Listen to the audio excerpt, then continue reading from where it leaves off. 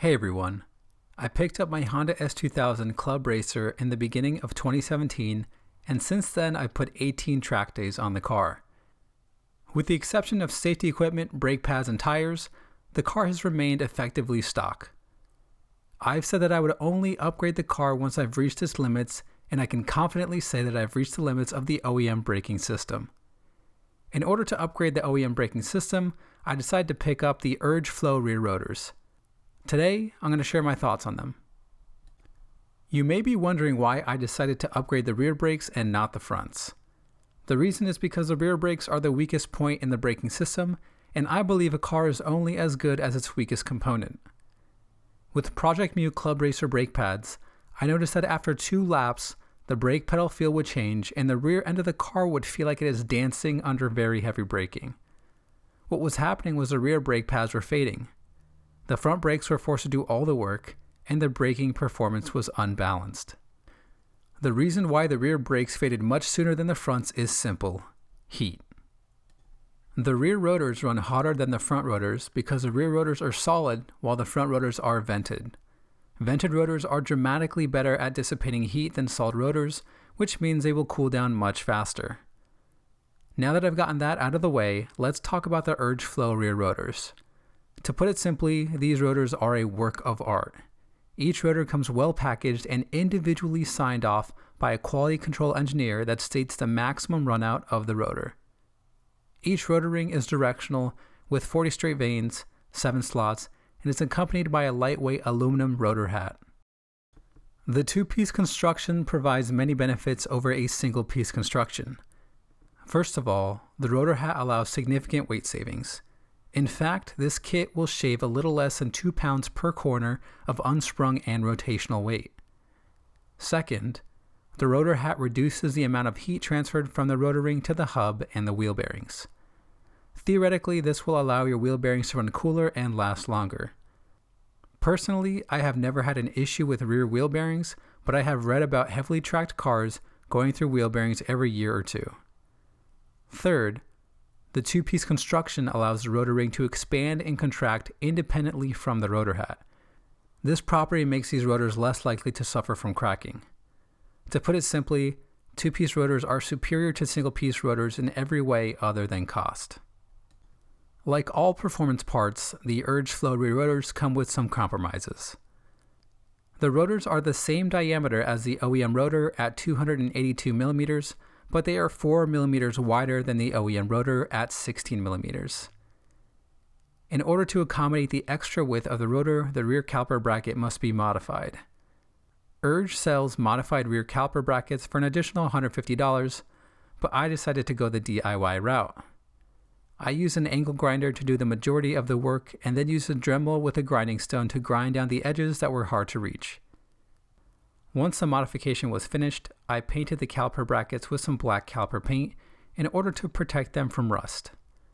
The whole process took a little over 3 hours, and given the time spent on labor and the tools required, I would just recommend buying the modified brackets from Urge.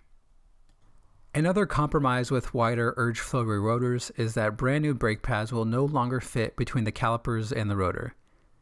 If you install 2 brand new brake pads, they will have to have 2 millimeters of friction material shaved off of each pad.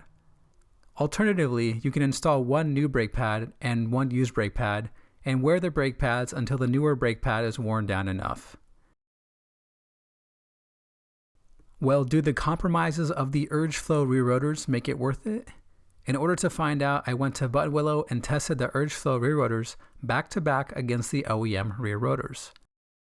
For the first 2 sessions, I used the OEM rear rotors, and for the last 2 sessions, I used the Urge Flow rear rotors.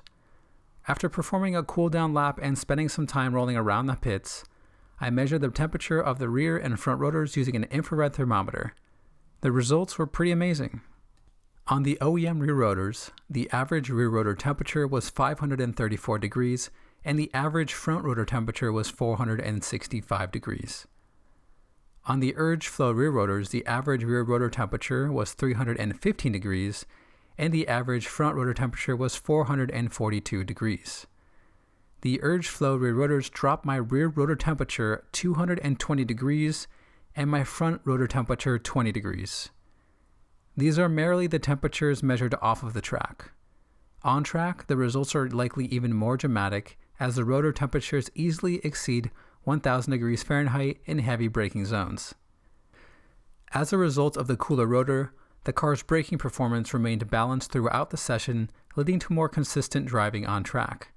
Despite the ambient temperatures going up, I was able to shave over a second off of the personal best that I had set in the second session.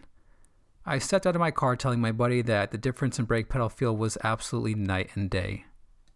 A few weeks after I went to Buttonwillow, I hitted another track day at Thunderhill East. After these 2 track days, I measured my front brake pads in order to evaluate whether the front brake pad wear had improved. Project Mu Club racers measured in at about 15.5 millimeters brand new with a 6 millimeter backing plate. This leaves 9.5 millimeters of usable friction material. After 2 full track days, the front brake pads measured in at an average of 12.6 millimeters, resulting in 2.9 millimeters of usage. This means that I should be able to run these brake pads for close to 6 track days. Typically, I use Project Mu Club racers for between 3 to 4 days, so that is a solid improvement.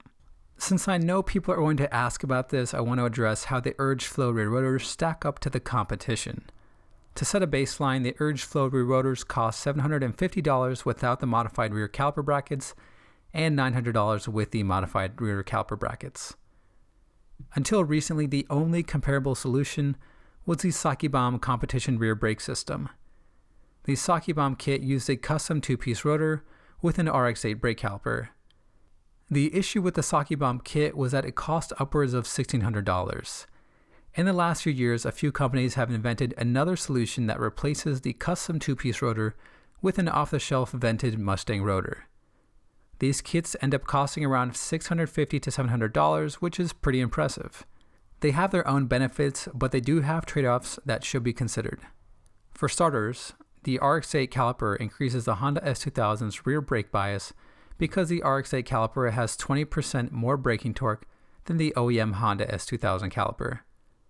Unless the front brake torque is equally increased, this will have a noticeable effect on the braking behavior. Second, these kits introduce a significant amount of unsprung and rotational weight with the introduction of the Mustang rotor, the RX-8 caliper, and the adapter hardware. The Mustang rotors alone weigh 12.6 pounds, as opposed to Urge's 8 pounds. Then the RX-8 caliper weighs 9 pounds with pads, as opposed to the Honda S2000's 6.1 pounds. That alone is over 7 pounds per wheel, 4 of which is rotational.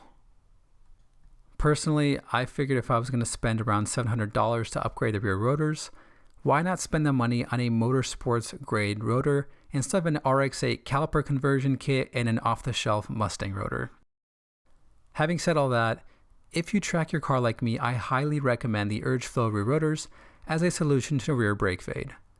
Hopefully you found this video helpful and learned something along the way.